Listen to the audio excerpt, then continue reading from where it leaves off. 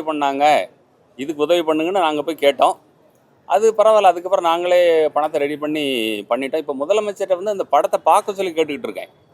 அவர் இந்த படத்தை பார்த்தாருன்னா அது ஒரு பெரிய நிகழ்வாக வரும், மக்கள்கிட்ட போய் ஈஸியாக சேரும்னு நம்புகிறோம். ஆமாம், நீங்களும் எழுதுங்க அதை பற்றி. முதல்வர் இந்த படத்தை பார்க்க வேண்டும். அவர் பார்க்க வாய்ப்பு இருக்கா இல்லையா? என்ன கலைஞர் தானே, அவர் இதில் தானே படத்தை முடிச்சிருக்கோம். கலைஞர் சிலையில் அருமை அருமை திருவள்ளுவர் சிலையில் முடிச்சோம். இல்லை அது ஒரு என்னங்க வள்ளுவருக்கு வந்து என்னன்னா, இப்போ வள்ளுவர், இயேசு, புத்தர்லாம் ஒரே காலகட்டமாக கருதப்படுது. அப்போ எல்லாரும் என்ன நினைக்கிறாங்க, இப்போ ஒரு காலத்தில் தமிழை வந்து சுவீகாரம் பண்ணாங்க, எங்களுக்கு தான் தமிழ் உரிமை அப்படின்னுட்டு. வள்ளுவம் வந்து ஒரு மிகப்பெரிய தமிழ் அடையாளம். அதை அரசியல் கட்சிகள் பயன்படுத்த நினைப்பாங்க. அதை நான் சூசகமாக சொல்லியிருக்கோம். இப்போ சாயம் பூசுறது, சாயம்னா உங்களுக்கு எல்லாத்துக்கும் தெரியும், எந்த கட்சிங்கிறது உங்கள் எல்லாத்துக்குமே தெரியும். ஆமாம் ஆமாம் ஆமாம் ஆமாம். அவங்க அப்படி இன்னொரு வரி வந்திருக்குமே, நமக்கு எதிரி வந்து வடக்கு இருந்தால் வரணும் அப்படின்னுட்டு. ஆமாம், வடக்கு இருந்தானே வந்து எதிரிகள் வர முடியும். நம்மளை வந்து ஆனால் நம்ம இனம் வந்து கட்டுக்குலையாமல் தானே இருக்கோம் நம்ம.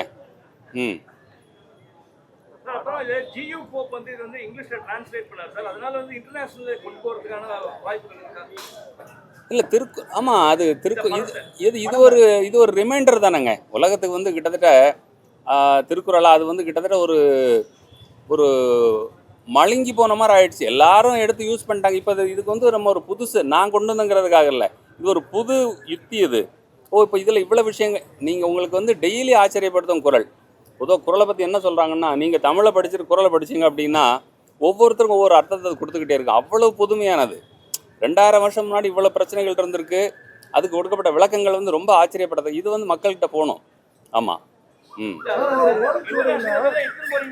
ஆமாம் ஆமாம் ஆமாம் ஆமாம். சப்டைட்டில் இங்கிலீஷில் போட்டிருக்கோம். போவோம். ஆமாம், படிப்படியாக போவோம்.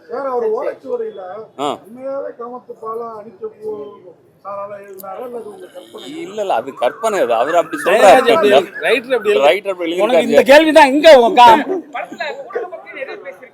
ஆமா, ரொம்ப ரொம்ப ரொம்ப நல்ல விஷயம் சொல்லிருக்கீங்க. ஆனா வந்து ஃபர்ஸ்டே வந்து ஓடி போய் நல்ல விஷயம் சொல்லிருக்கீங்க. அதெல்லாம் எப்படி கண்டுபிடிச்சீங்க? அந்த காலத்துல அதுதான் இருந்தது. வருஷத்துக்கு கல்யாணம் பண்ணிக்கலான்ட்டு அது மட்டும் இருக்கல. அவர் காலத்துல என்ன இருந்துச்சுன்னா, சொசைட்டில வருஷத்துல ஒரு நாள் இளைஞர் இளைஞி யாரு கூட இருக்கலாங்கிற அளவில் ஒரு கொண்டாட்டம் இருந்துச்சு தமிழர்கள்கிட்ட. அதை யாரும் கேள்வி கேட்க மாட்டாங்க. இதெல்லாம் நீங்க படிச்சு தெரிஞ்சுக்கணும். கிளாசிபிகேஷன் அவர் காலம் பண்ணப்படவில்லை. 3ஆக பிரிக்கப்பட்டது பிற்காலத்தில், பரிமளர்கள் காலத்தில். அப்படி பல்வேறு விஷயங்கள் அதில் இருக்கு. வள்ளுவர் வந்து கன்னியாகுமரியில் பிறக்கல, மயிலாப்பூர்ல பிறந்தாரு. நம்ம அதுக்குள்ள போகல. அந்த கருத்துக்குள்ள தான் நம்ம போயிருக்கோம். ஆமா, வாரிசு எங்க காமத்து பாலருக்கு வாரிசு இருக்காதா?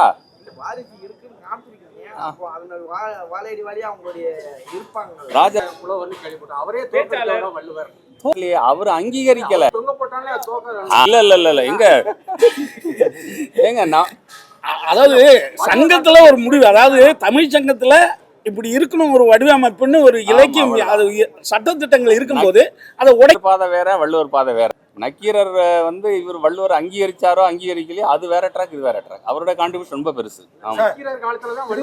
திருவள்ளுவர்னு நம்ம தமிழ்ல வந்து பேர் வச்சிருக்காங்க. இது வரைக்கும் அந்த பேரை வந்து நீங்க இந்த படத்துல ஒரு இடத்துல கூட அவருக்கு வந்து சொல்லாதே அதை மேனேஜ் பண்ணிட்டீங்க. அது எப்படி நீங்க அதை வாசுகன் எங்கேயாவது கூப்பிட்டாரா பாத்தீங்களா? இல்ல, அத 2 பேரோட பேரையுமே சொல்லாதே. ஆமா, இல்ல இல்ல, அதுல வந்து எங்கெங்க சந்தேகங்கள் இருக்கும். இப்போ எல்லாரும் சொல்லுவாங்க வந்து வாசுகி வந்து தண்ணி இறைச்சிக்கிட்டு இருந்தாங்க, கூப்பிட்டார், வாளி நின்றுடுச்சு, ஊசியால வந்து இதெல்லாம் வந்து அந்த புனைவுகளுக்கு நம்ம போகலை. வள்ளுவத்துக்குள்ள என்ன இருந்ததோ அதுக்குள்ள இருந்தா நீங்க பாத்தீங்கன்னா, அனலைஸ் பண்ணி பாத்தீங்க அப்படின்னா எல்லா காட்சிகள்லயும் இந்த வள்ளுவம் இருக்கும். ஆமா, திருவள்ளுவர் நாடுன்னு வச்சிருக்கீங்க. ஆமா, ஆனா திருவள்ளுவர்னு எந்த இடத்துலயும் மென்ஷன் பண்ணவே இல்லை. அவர் கூப்பிட்டாரா, வள்ளுவனாரன்னு கூப்பிட்டாரா இல்லையா கடைசியில? ஆமா, வள்ளுவன் நாடார் அப்படின்னு சொன்ன மாதிரி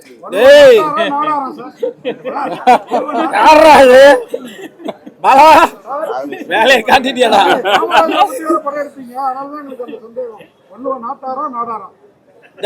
ஆமா, அப்புறம் ஏசு நாடாருன்னு ஒருத்தன் சொல்லியிருந்தான். அடுத்து வந்து பிரமிட கட்டினது நாடா இருந்தான்னு ஒருத்தர் பேட்டி கொடுத்துட்டு இருக்காரு. அப்புறம் அல்லாவும் நாடாரா வேறு. எல்லாரும் எது ஏன்னா நீங்க அறம் பொருள் இருக்கு, இவன் காமத்து பாலை பத்தியே எல்லாம் பேசிட்டு இருக்கீங்க. வள்ளுவர் வந்து ஒரு வயசான முனிவராக தான் பாத்துருக்கோம். நல்ல எங்க காமிச்சிருக்கீங்க. அதோட வாசிக்கெல்லாம் எங்களை ஒரு பாட்டினால தான் நினைச்சோம். அவங்க பார்த்தா வாசி அவ்வளவு எங்க அவ்வளவு இதா இருக்காங்க. அதாவது அந்த வரைஞ்சவர் இருக்கார் இல்லையா, 2000 வருஷத்துக்கு முன்னாடி ஒரு கற்பனை பண்ணி வரைஞ்சிருக்கிறாரு. காமத்து பாடல் எழுதுனா எந்த வயசுல இருக்கணும்? எக்ஸ்பீரியன்ஸ் பின்னால எழுதிருக்காங்க. அதெல்லாம் மறந்து போயிருங்க நீங்க வேற. மீனாட்சி உன் கூட டேய் உன் கூட இருக்கிறதால போயிட்டு. ஆமா, அது பழைய நினைவு தான் பேராண்டிங்கிற மாதிரி ஆயிடும். ஆமா, இன்னொன்னு அந்த காலத்துல ஆயுளே குறைவா இருந்துச்சு தெரியும் இல்லையா? பெரியாரே ஒரு இடத்துல சொல்லியிருப்பாரு, ஆயுள் வந்து வெள்ளைக்காரன் வந்த அப்புறம் தான் வந்து மருந்தெல்லாம் கொடுத்து கூட்டான் அப்படின்னு. வள்ளுவர் காலத்துல ஆயுளே 35-40 தான் இருந்திருக்கும். இவரு வேணுகோபால் சர்மா வயதானவரா வரைஞ்சிருக்கிறாரு.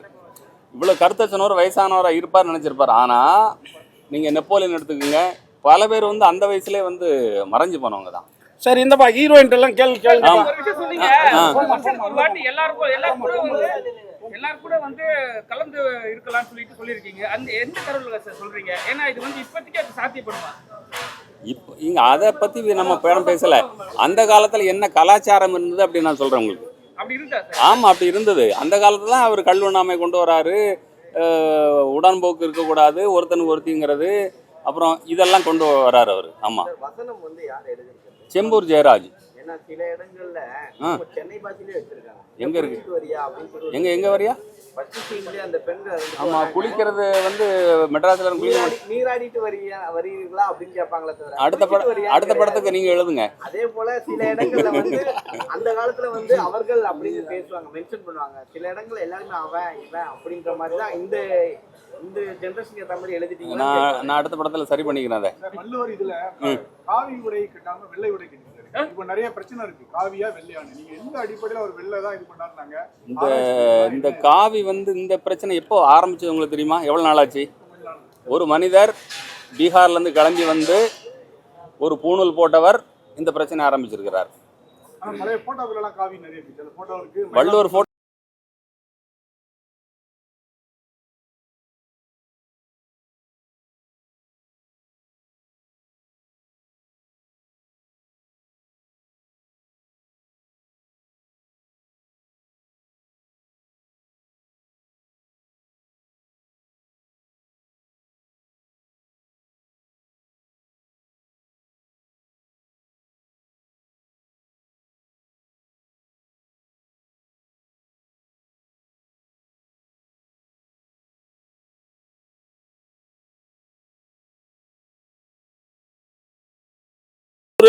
மரபு இருக்கு, ஒரு ஒரு இலக்கிய முறை இருக்கு, இப்படிதான் வாழணும், ஒரு ஒழுக்க நெறிகள்னு ஒண்ணு இருக்கு.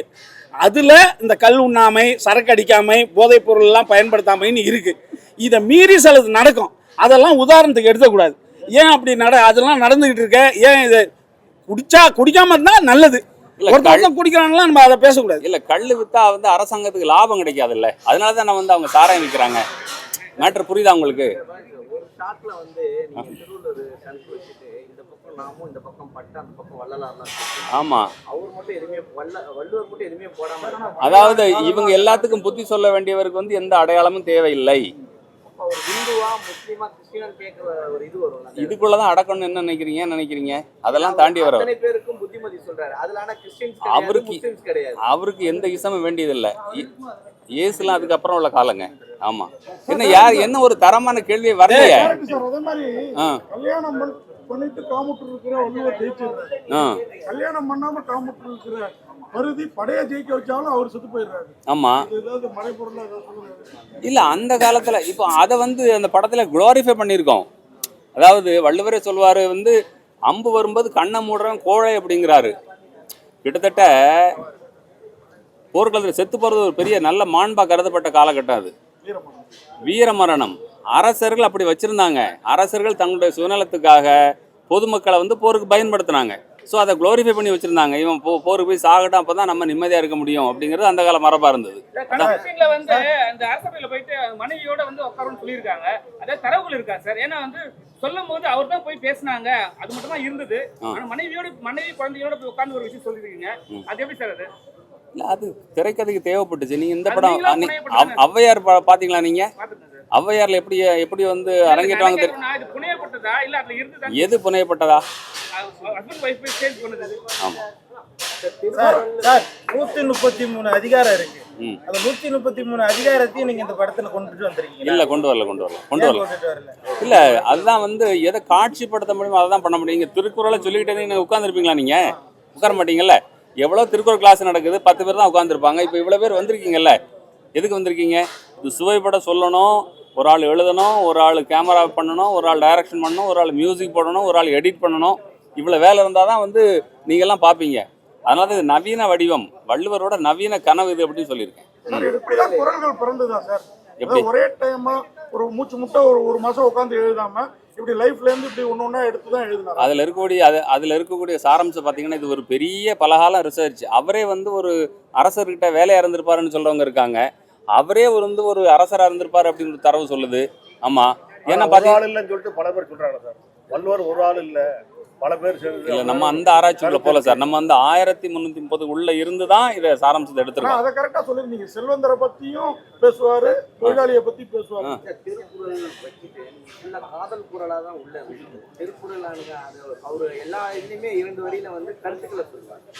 செல்வத்துள் செல்வம் அப்படின்னு சொல்லும் போது செவி எவ்வளவு பயன்படும் அப்படின்னு சொல்லியிருக்காரு. செல்வத்தோட ரொம்ப முக்கியமானது பான்னு சொல்லி. ஆமா. ஸோ இந்த மாதிரி நிறைய திருக்குறள் இருக்கு. ஆனா இதுல நிறைய காதல் காட்சிகள் தான் வருது. ஆமா, நான் வந்து சினிமாவுக்காக எடுத்து இந்த இப்ப நீங்க சொன்ன மாதிரி அவங்க கேட்ட மாதிரி பள்ளியில கொடுக்குறீங்கன்னு வச்சுக்கோங்க, இது குழந்தைகளோட மனதை பாதிக்காதா?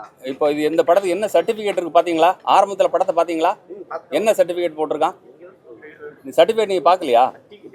யூ சர்டிபிகேட் போட்டிருக்கான். அது சென்சார் போர்டு வந்து கிளியர்டு இந்த படத்தை குழந்தைகள் பார்க்கலாம்னு சொல்லியிருக்கான். நீங்க அவன்கிட்ட போய் கேளுங்க. போட்டு இல்ல சென்சார் வந்து நிறைய ஒரு நிமிஷம் இல்ல இதுக்கு அத்தாரிட்டி சென்சார் போர்டு. திருவள்ளுவரே காதல வந்து ஓகே அப்படின்னு சொன்னா ஓடி அரசு கொடுத்த சர்டிபிகேட் யூ, மத்திய அரசாங்கம் அனைவரும் பார்க்க கொடுத்திருக்கு. ஓகே சார், இப்போ நீங்க சொல்லுங்க. அது சென்சார் சர்டிபிகேட் மத்திய அரசு தரது உங்களுக்கு தெரியாதா? சொல்லணும்ல, யார் கொடுத்தாங்க? இல்ல அது தெரியாதா உங்களுக்கு? ஆமா. என்ன பாலாதரன், நீங்க நிறைய படிக்கணும் பாலா. நீங்க இல்ல ஒரு வருஷம் முன்னாடி வந்தீங்க. நீங்க இந்த நீங்க வளர்ந்துருப்பீங்க, படிச்சு. நம்ம ஊர்ல நம்ம அரசாங்கம் சரியா செயல்படுது அப்படின்ற மாதிரி தான் இருக்கு. சென்சார் போர்டு நிறைய படங்களுக்கு வந்து தடங்கல் பண்ணிட்டு இருக்காங்கன்னு சொல்றாங்க. பட் அதனாலதான் இந்த இது கேட்கணும். அப்ப இதுக்கு தடங்கல் பண்ணிருக்கணும்னு நினைக்கிறீங்களா? நிறைய காதல் காட்சிகள் வருது. இல்ல காதல் தடை செய்யப்பட வேண்டியதா? சரி. ஆமா.